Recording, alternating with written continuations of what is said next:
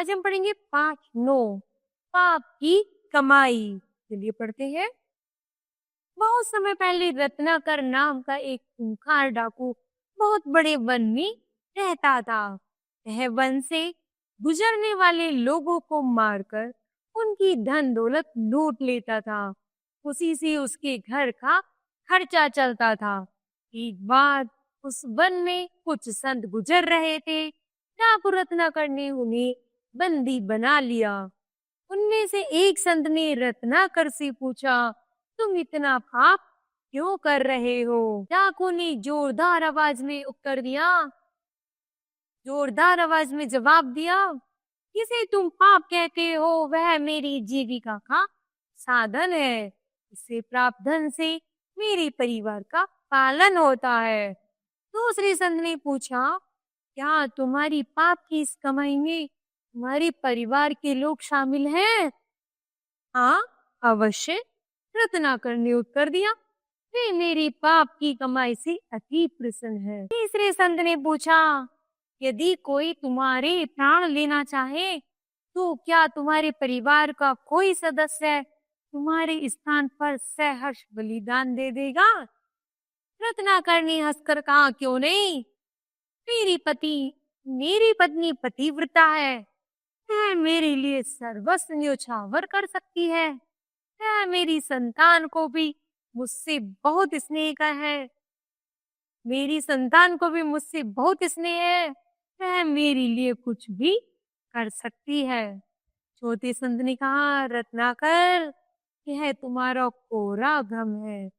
अपने परिवार से पूछ कर आओ कि कौन इस पाप की कमाई को सहर्ष स्वीकार करता है और कौन तुम्हारे लिए प्राण देने के लिए तत्पर है। रत्नाकर ने संतों को विशाल वट वृक्षों से बांधा और अपने घर गया। घर आकर उसने अपनी पत्नी से पूछा, क्या तुम मेरी पाप की कमाई में मेरी साथिन हो? पत्नी ने उत्तर दिया, मेरा काम गृहस्थी चलाना है। उसके लिए धन की आवश्यकता पड़ती है। धन लाना आपका काम है। फिर चाहे धन पाप की कमाई का हो या पुण्य की कमाई का, इसका फल तो आपको ही भुगतना होगा, मुझे नहीं। पत्नी का उत्तर सुनकर रत्ना का चेहरा उतर गया।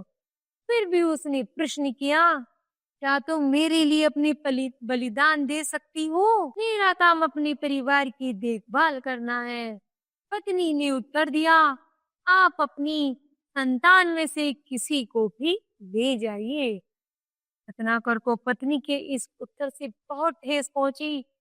वह अपने पुत्र के पास जाकर बोला, वत्स बेटा, तुम्हें आज मेरे स्थान पर अपना बलिदान देना है, देने चलना है, तैयार हो जाओ।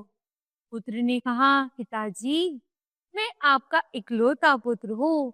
यदि मैं ना रहा तो आपका वंश कैसे चलेगा? पुत्र का उत्तर पाकर रत्नाकर ने अपनी पुत्री से पूछा, बेटी, इस बारे में तुम क्या कहती हो? बेटी ने कहा, पिताजी, कन्या तो पराया धन होती है। आपको एक दिन मुझे इस घर से विदा करना है। परिवार के सदस्यों से इस प्रकार के उत्तर को सुनकर रत्नाकर की आंखें खुल गईं। वह तत्काल संतों के पास गया। उसने संतों को बंधन मुक्त कर दिया और उनसे क्षमा याचना की। संत रत्नाकर को आशीर्वाद देकर चले गए। उसी क्षण से रत्नाकर ने पाप की कमाई छोड़ दी। वह सत्कर्म में लग गया। संतों का आशीर्वाद फला। वह महर्षि वाल्मीकि के नाम से विख्यात हुआ। महर्षि वाल्मीकि ने संस्कृत में रामायण की रचना की थी। उन्हीं के आश्रम में साध्वी सीता जी ने लव और कुश को जन्म दिया।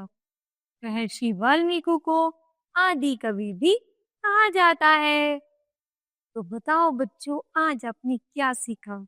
हमने सीखा कि यदि कोई व्यक्ति गलत कर्म करता है तो हमें उसे जल्दी ही समझाना चाहिए और उसे सही मार्ग पर लाना चाहिए। जैसे इस पाठ में रत्नाकर डाकू था, लेकिन बाद में अब वो एक महान संत बन गया, महर्षि वाल्मीकि, जिन्होंने रामायण की रचना की। है ना बच्चों? तो हमें भी महर्षि वाल्मीकि की तरह अच्छा संत बनना है, ना कि रत्नाकर के ना कि रत्नाकर जैसे एक डाकू। धन्यवाद।